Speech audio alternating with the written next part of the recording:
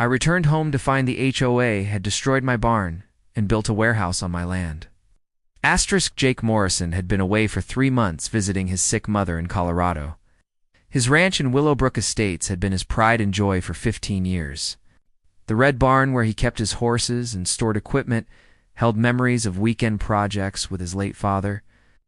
Nothing could have prepared him for what waited when he pulled into his driveway that Tuesday evening.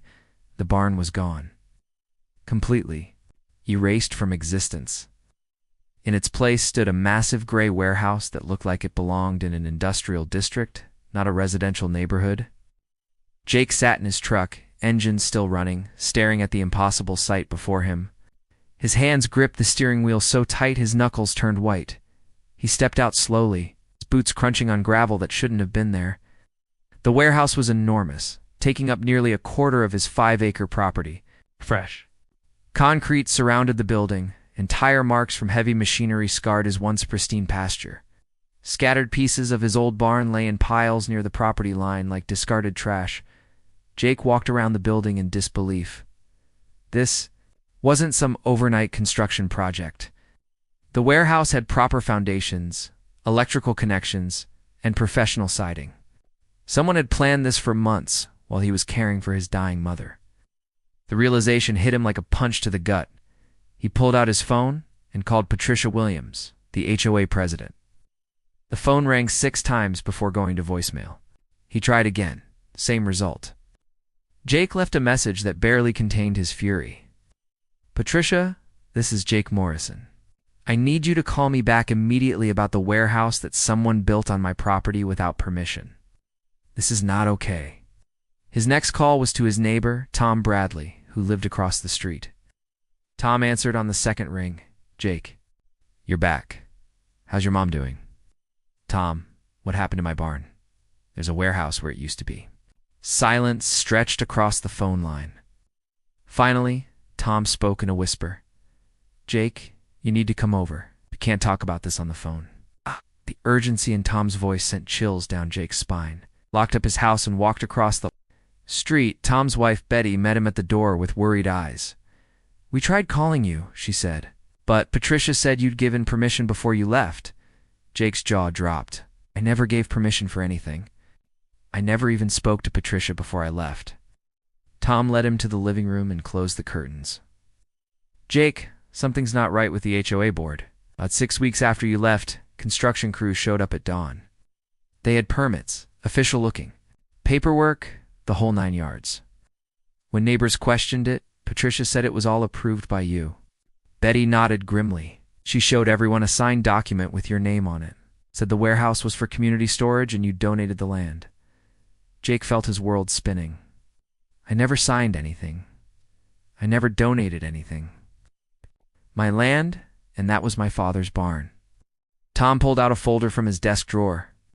"I took pictures every day of the construction. Something told me this wasn't right. Look at this." Photos showed the systematic destruction of Jake's barn, followed by rapid warehouse construction, professional crews, expensive equipment, and round-the-clock work. This wasn't some community project. This was a major commercial operation. "There's more," Betty said quietly. "The warehouse isn't being used for community storage.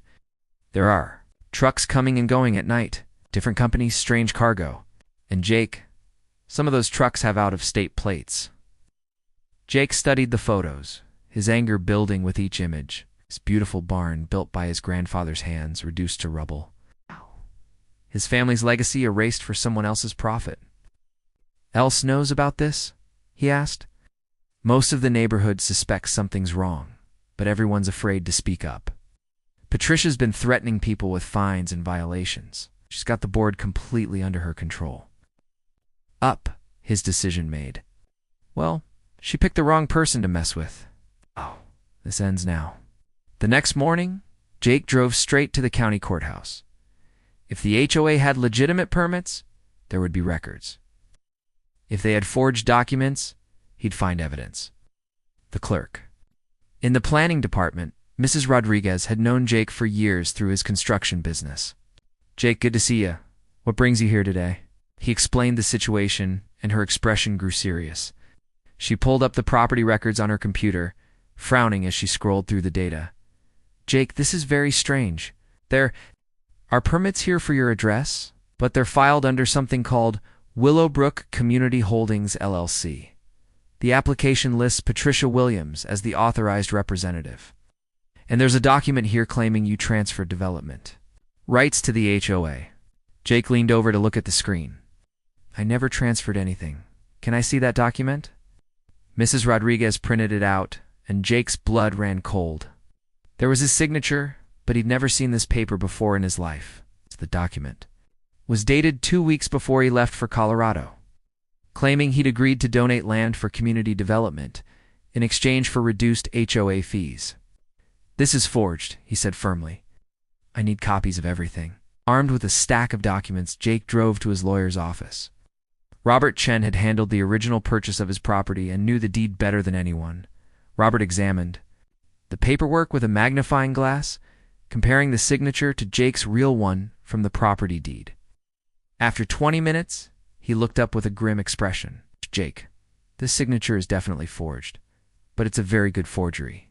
Someone had access to multiple examples of your real signature to practice. This is an amateur hour. What's my next step?"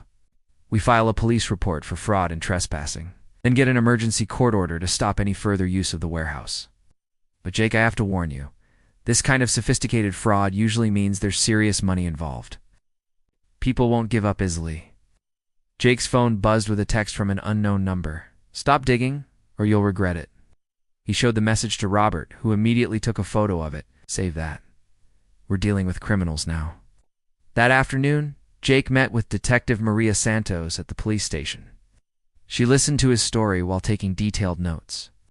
"Mr. Morrison, I have to tell you, we've been getting reports about unusual activity in your neighborhood for months. Neighbors complaining about late-night truck traffic, strange deliveries, and intimidation tactics from the HOA board. Your case might be the key to a much bigger investigation." She pulled out a file folder. "We've been watching Patricia Williams and her business partner, David Kozlov. They've been buying up properties through shell companies and using HOA positions to circumvent zoning laws. Your barn wasn't the first structure they've illegally demolished." Jake felt vindicated, but also worried. "What kind of operation are we talking about here?" "We think they're running an illegal storage and distribution network. The warehouses they're building aren't for community use. They're for storing goods that bypass normal commercial regulations, possibly even smuggling operations." "Detective," Santos continued, "we need your help to build the case. Would you be willing to wear a wire when you confront Patricia Williams?" Jake didn't hesitate. "Absolutely. These people destroyed my family's legacy and thought they could intimidate me into silence. They picked the wrong person." That evening, Jake received another threatening text, this time with a photo of his house taken from inside his own property. Someone had been on his land watching him. He called Tom Bradley. "Tom, I need you and Betty to stay somewhere else for a few nights. This situation is more dangerous than we thought." "Jake, what did you find out?" "The HOA board is running a criminal operation, and they're willing to threaten people to keep it quiet. But don't worry, the police are involved now. We're going to expose everything." As Jake hung up the phone, he noticed a black SUV parked at the end of his driveway. The engine was running, but no one got out. They were watching him, trying to intimidate him. Jake grabbed his father's old baseball bat and walked toward the vehicle. As soon as he stepped onto his porch, the SUV sped away. He was in a fight now. But Jake Morrison had never backed down from a fight in his life. These criminals had made a crucial mistake. They'd messed with a man who had nothing left to lose and everything to fight for. The next morning, Detective Santos fitted Jake with a small recording device hidden in his shirt button. The plan was simple. Confront Patricia Williams at the HOA office and get her to admit to the fraud on tape. Remember, Jake, don't accuse her directly at first. Act confused and ask for help understanding the situation. Let her dig her own hole, Detective Santos advised. The HOA office was located in a strip mall downtown. Patricia Williams was a woman in her 50s, with short blonde hair and the kind of smile that never reached her eyes. She looked up when Jake entered, and he could see the panic flash across her face before she composed herself. "Hey, Jake Morrison, What a surprise. I heard you were back in town. How's your mother doing? She passed away last week, Patricia. That's actually why I'm here. I came home to find a warehouse where my barn used to be, and I'm really confused about what happened. Patricia's smile faltered for just a moment. Oh, didn't you get our messages? We tried calling you several times about the community development project. Signed the authorization before you left. Jake pulled out his phone and pretended to check his call log. I don't see any missed calls from the HOA, and I'm pretty sure I would have remembered signing something about tearing down my barn. Well, you know how stressful it can be when dealing with family emergencies? Maybe it slipped your mind. Let me find the paperwork. She rummaged through her desk drawer, clearly buying time. Jake could see sweat beading on her forehead. Aprisha. I'm looking at my property deed right here, and it clearly shows that land as my private property. How did the HOA get permission to build on it? You donated the land to the community in exchange for reduced fees. It's all perfectly legal. Jake leaned forward. But I never agreed to donate anything, and I certainly never agreed to have my grandfather's barn torn down. Patricia's mask finally slipped. Look, Jake, what's done is done. The warehouse is built, it's serving the community, and frankly, your old barn was an eyesore. You should be grateful we cleaned up your property. For free? Grateful? You destroyed my family's legacy without permission, and you want me to be grateful? The door chimed, and a large man in an expensive suit walked in. Jake recognized him from Detective Santos' photos. David Kozlov, Patricia's business partner. There a problem here, Patricia? Kozlov asked, his Russian accent thick. Mr. Morrison is having some confusion about the community project on his land, Patricia said nervously. Kozlov studied Jake with cold eyes. Mr. Morrison, I think there's been a misunderstanding. The project was fully authorized. Perhaps you should consult with a lawyer if you have concerns. I already have, Jake said boldly. And my lawyer says the signature on those documents is forged. The temperature in the room seemed to drop 10 degrees. Kozlov stepped closer too. Jake, invading his personal space. That's a very serious accusation, Mr. Morrison. You should be careful about making claims you can't prove. I can prove it. The police are already involved. Patricia gasped, and Kozlov's jaw tightened. You called the police? I called them the moment I realized someone had committed fraud using my name. They're very interested in your operation. Mr. Kozlov. Kozlov pulled out his phone and made a quick call in Russian. Jake couldn't understand the words, but the tone was clearly urgent. Mr. Morrison, Kozlov said after hanging up, I think you're making a big mistake. This community development project provides jobs and services. If you interfere with it, you might find life in this neighborhood very uncomfortable. Are you threatening me? I'm giving you friendly advice. Sometimes it's better to accept change than to fight it. Jake stood up, his recording mission accomplished. Well, here's some friendly advice for you. I'm not intimidating easily, and I'm not backing down. That warehouse was built on my land without permission, and I want it gone. As Jake headed for the door, Patricia called out desperately, Jake, wait. Maybe we can work something out. What if we paid you for the land retroactively? He turned back, now having exactly what Detective Santos needed. So you admit the land was mine, and you took it without permission? Patricia realized her mistake too late. That's not what I meant. ... It's exactly what you meant. You committed fraud, Patricia, and now you're trying to buy your way out of it. Jake left the office with everything he needed on tape. Within hours, Detective Santos had arrest warrants ready for both Patricia Williams and David Kozlov. But as Jake drove home, he noticed the same black SUV following him. The confrontation had worked, but it also made him a bigger target. The real danger was just beginning. That night, Jake couldn't sleep. Every sound outside made him alert, wondering if Kozlov's people were planning something. At 2 a.m., he heard the rumble of truck engines near his property. Grabbing his flashlight and staying low, he crept to his bedroom window. 3 large trucks were parked behind the warehouse, and men were unloading unmarked crates. Jake grabbed his phone and started recording. Through the camera zoom, he could see the operation was professional and organized. These weren't community volunteers, they were running a serious smuggling operation. He immediately called Detective Santos, who answered despite the late hour. Jake, are you safe? Can you get clear video of the license plates? I'm trying, but they're being careful to keep the trucks in shadows. There are at least 6 men, and they're moving fast. We're sending backup now.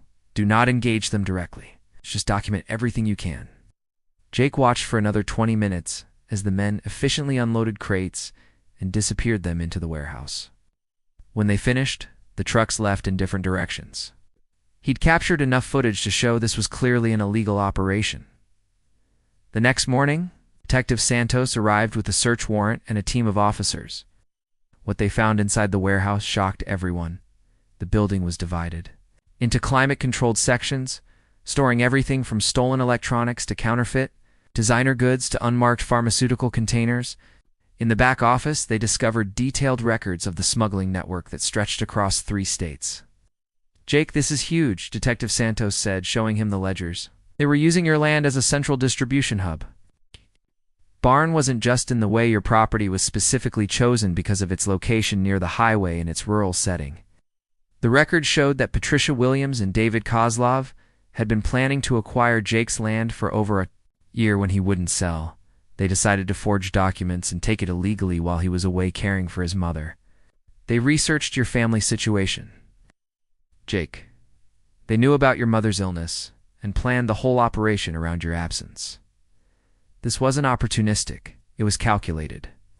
As officers continued searching, they found something that made Jake's blood boil. Hidden in the warehouse office was a collection of personal items from his barn, his father's old tools, family photos, and his grandfather's hand-carved workbench. They hadn't just demolished the barn, it kept trophies. Detective Santos placed a comforting hand on Jake's shoulder. We'll get these back to you, Jake. You have courage. In standing up to these people, probably saved dozens of other families from losing their property the same way. That afternoon, the local news arrived. Reporter Jennifer Park interviewed Jake in front of the warehouse as police continued their investigation. This warehouse was built on my family's land without permission while I was caring for my dying mother, Jake told the camera. They forged documents, destroyed my grandfather's barn, and thought they could intimidate me into staying quiet. But sometimes you have to fight for what's right, even when it's scary. The story spread quickly. Through social media, Jake's phone rang constantly with calls from neighbors sharing their own stories of HOA intimidation and suspicious activity. Many had been too afraid to speak up before, but Jake's courage gave them strength.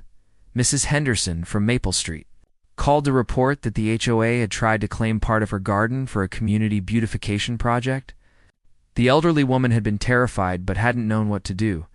Young families shared stories of sudden HOA fines and threats when they questioned unusual construction projects in the neighborhood.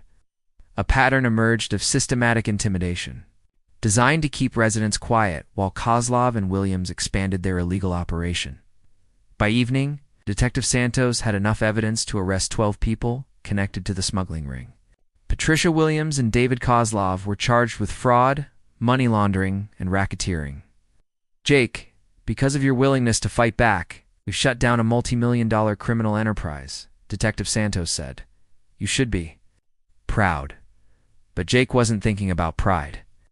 He was thinking about his grandfather's barn, his father's tools, the family legacy that criminals had tried to erase. Money couldn't bring back the memories, but justice felt like a good start as he stood on his property that evening. Looking at the warehouse that would soon be demolished, Jake made a decision. He would rebuild his grandfather's barn exactly as it had been, using the original tools they'd recovered. Some things were too important to let criminals destroy. 3 months later, Jake stood in a packed courtroom as the judge delivered sentences. Patricia Williams received 5 years in federal prison for fraud and racketeering. David Kozlov, as the ringleader, got 12 years. The courtroom erupted. In applause from neighbors who had finally seen justice served, the warehouse demolition had taken 2 weeks, but Jake insisted on doing most of the work himself. Every piece of illegal construction that came down felt like reclaiming his family's land. The community rallied around him, with neighbors volunteering to help clear debris and prepare the foundation for his new barn. Tom Bradley and his wife, Betty, organized weekend work parties. Mrs. Henderson brought fresh lemonade and homemade cookies for the volunteers. Even teenagers from the neighborhood showed up with wheelbarrows and shovels, eager to be part of something positive. "I know, Jake," Tom said as they worked together moving lumber. "This whole experience brought our community closer together. People were so scared of the HOA board that we'd stop talking to each other. Now we're actually neighbors again." Jake smiled, running his hand along a piece of reclaimed wood from his grandfather's original barn. Detective Santos had returned. Every salvageable piece, including the hand-carved support beams that Jake's grandfather had shaped 60 years ago. The new barn rose quickly with so many helping hands. Jake used his grandfather's original blueprints, found in a trunk in his mother's basement. Every beam was placed exactly where it had been, every joint crafted with the same care his grandfather had used decades earlier. Jennifer Park returned to film the barn raising for a follow-up news story.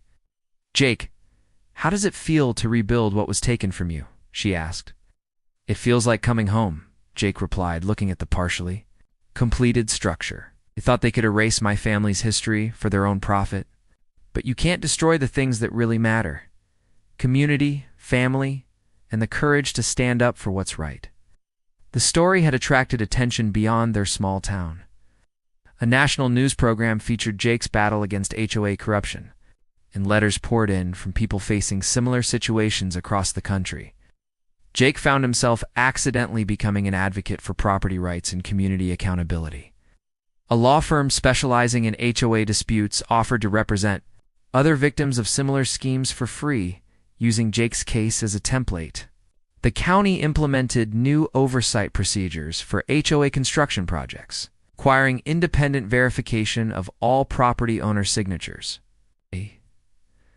On the day the barn was completed, Jake organized a community celebration. The same neighbors who had been afraid to speak up against the corrupt HOA board now gathered proudly on his land, sharing food and stories under the recreated structure his grandfather had built. Detective Santos stopped by the celebration with surprising news. "Jake, the federal investigation expanded based on your case. We've shut down similar operations in 6 other states and recovered over $50 million in stolen goods and fraudulent profits." Jake nodded, but his attention was focused on something more important. His cousin Michael had driven in from California with their grandfather's original toolbox, the one Jake thought was lost forever. Inside were hand-forged tools their great-grandfather had brought from Ireland over a century ago. "Grandpa would have wanted you to have these," Michael said, presenting the worn wooden box. "We're the one keeping the family traditions alive." As the sun set over the celebration, Jake climbed up to the barn's loft, the same spot where he'd played as a child while his father worked below. The view was exactly as he remembered: rolling hills, old oak trees, and the sense of permanence that comes from deep roots and good soil. His phone buzzed with a text from Mrs. Rodriguez at the courthouse. "Jake, thought you'd want to know the county is naming the new property rights protection law after you. The Morrison Act will help other families fight back against this kind of fraud." Jake smiled and put his phone away. Laws and news stories were important, but the real victory was simpler. He was home, surrounded by neighbors who had found their courage. In a barn built with his grandfather's hands and filled with his family's history, Patricia Williams and David Kozlov had tried to steal more than just land. They'd tried to steal his connection to the past and his hope for the future. But some things can't be stolen, only temporarily hidden. Community, family, and integrity always find a way to rebuild stronger than before. The barn stood solid and proud as darkness fell, ready to shelter another generation of dreams and memories. Jake Morrison had won more than a legal battle. He'd reclaimed his legacy and inspired others to fight for theirs. In the end, that was worth more than any warehouse full of stolen goods could ever be.